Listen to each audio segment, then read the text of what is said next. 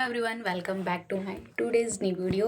Okay, तो जैसे कि आप लोगों को पता है, कल रिसेंटली हमारा यूपीएससी का रिज़ल्ट भी आया है।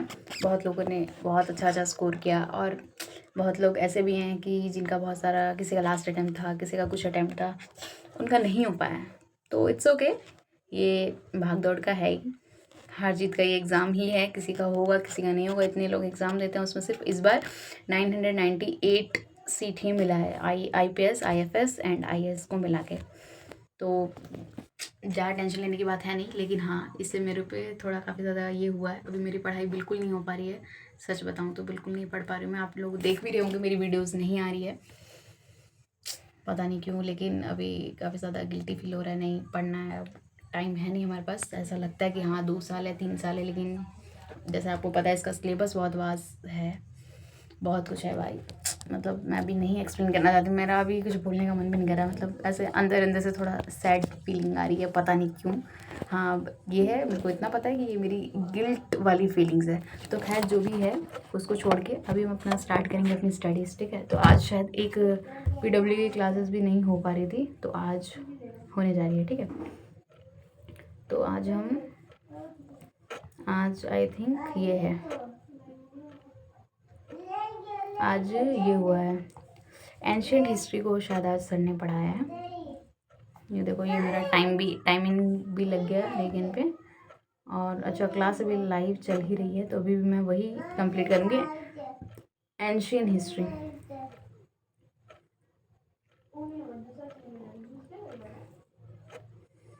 फिलहाल लाइव क्लास चल रहा है, बट मैं इसको स्टार्टिंग से देखूंगी रिकॉर्डिंग, क्योंकि ये क्लास आई थिंक 6:30 बजे से ही स्टार्ट है, ठीक है। तो 6:30 से ही स्टार्ट है। तो आज मैंने अपनी स्टडीज़ स्टार्ट की थी।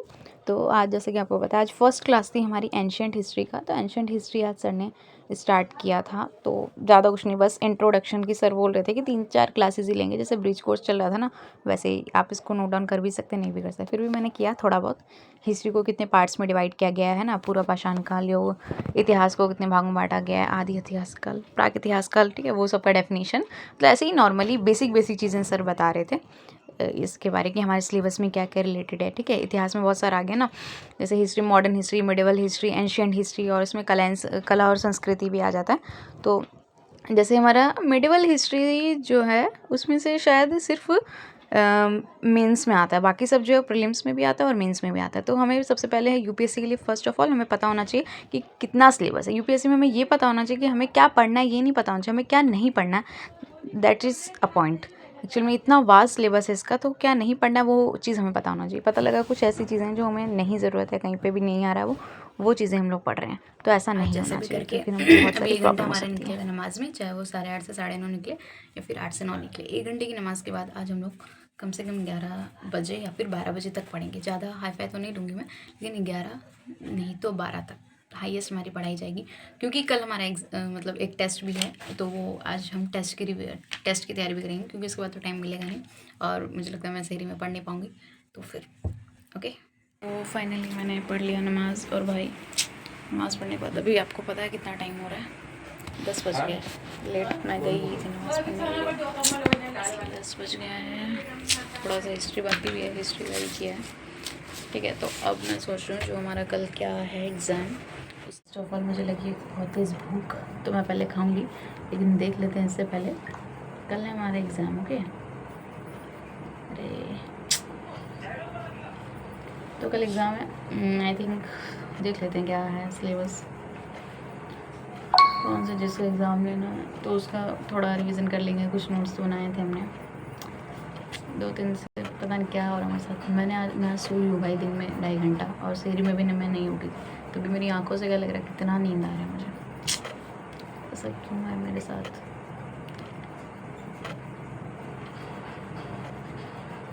ओके, वीकली टेस्ट है 5 PM पे, रात को 5 बजे। क्या टेस्ट है, सिलेबस ज्योग्राफी है, revision test and note for subject. Majority of questions will be from topics covered in the current week, few questions from last week. मतलब सिर्फ ज्योग्राफी का ही होगा, तो यानी कि ज्योग्राफी का मैंने तो नोट्स बनाया था जहाँ तक मुझे याद है, ढूंढना पड़ेगा।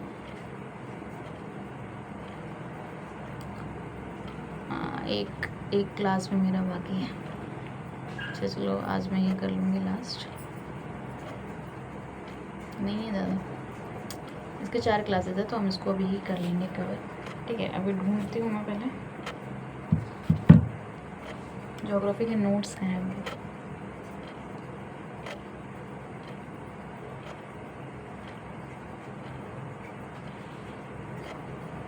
भाई देखो अभी जस्ट एक ग्रुप में मैसेज आया है, ठीक है, अल्फ़ा एक कंप्यूटर ग्रुप है तो उनका देख नहीं सकता पर सपने साफ देखता हूँ। यह है रविराज, बिहार के नवादा जिले के एक साधारण गांव से निकले एक असाधारण योद्धा। यूपीएससी सीएससी 2024 में इन्हें AIR 182 हासिल कर IRS प्राप्त किया। यह भी तब जब वे दृष्टि बाधित थे। 182 AR तब भी IRS मिली यार। इससे पहले वे बीपीएससी में भी चयनित हो चुके थे, उसके बाद उन्होंने बीपीएससी में निकाला। ओके, लेकिन असली कमाल अभी बाकी था। यूपीएससी सीएससी 2025 में रविराज ने दमदार वापसी की और ऑल इंडिया रैंक 20 हासिल की। हिंदी माध्यम से टॉप प्रदर्शन करते हुए दृष्टि बाधित होने के बावजूद प्रीलिम्स मेंस में स्क्राइब की मदद ली और मगर रणनीति, गहन अध्ययन, ज्ञान और उत्तरों की गहराई पूरी तरह उनकी अपनी मेहनत, लगन और समझ की देन है। माँ विभा सिन्हा उनकी आंखें बनी, आवाज़ बनी, सहारा बनी, रोज़ 10 घंटे की पढ़ाई में साथ निभाया। यह कहानी सिर्फ रैंक की नहीं, हौसले की है, जो साबित करती है कि अगर इरादा पक्का हो तो अंधेरा भी रास्ता दिखा सकता है। रविराज एक जीती जाती मिसाल है जो कहते हैं देख नहीं सकता पर सपने साफ देखता हूँ।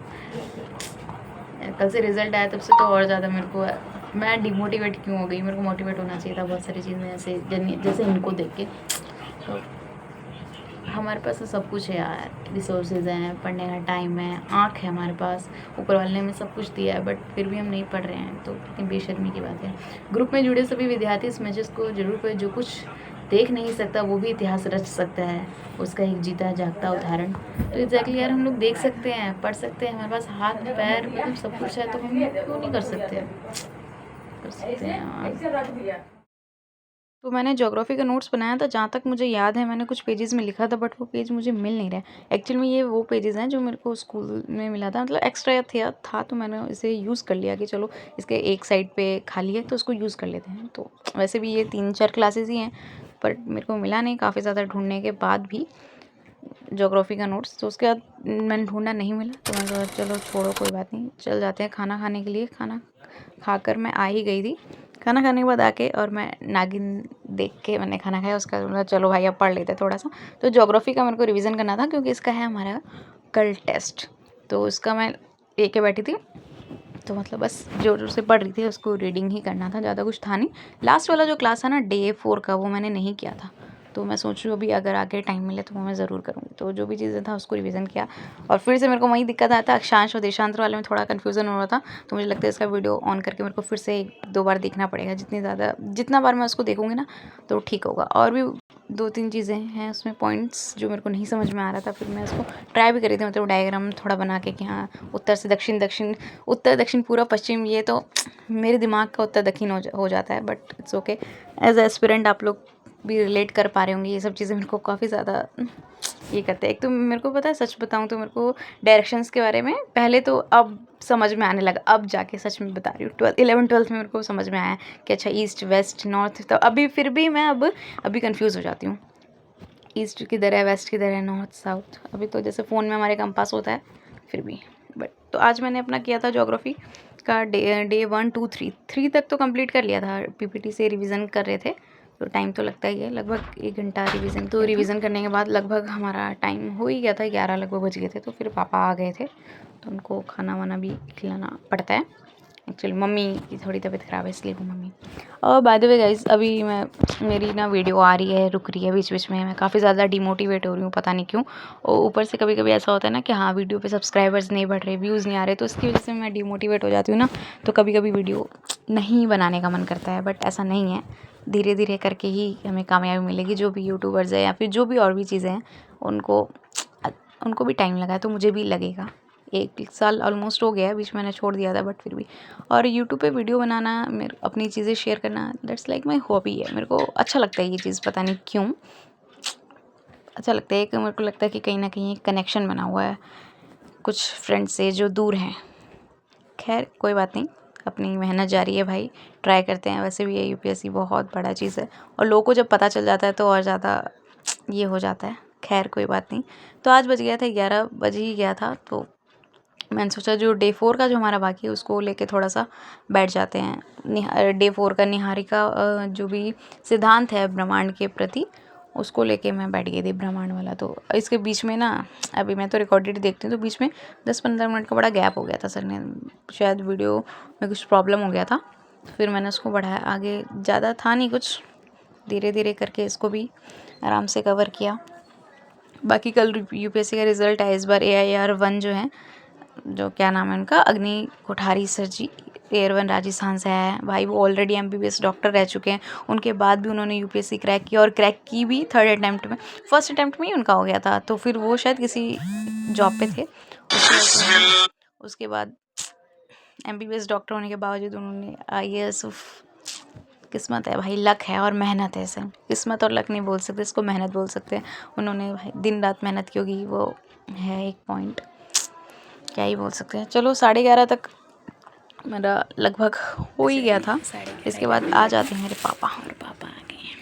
ये हो रही कि भाई, और मेरी सारी बहन सो चुकी। अरे भाई ये सब गीला है, अरे मैंने नोट्स भी डाल दिए। देखो बहनें सब सो चुकी है। अब देखो मैं इसमें से खा लूँगी 3-4, वैसे पापा तो देंगे इन लोगों को एक एक, बट अच्छा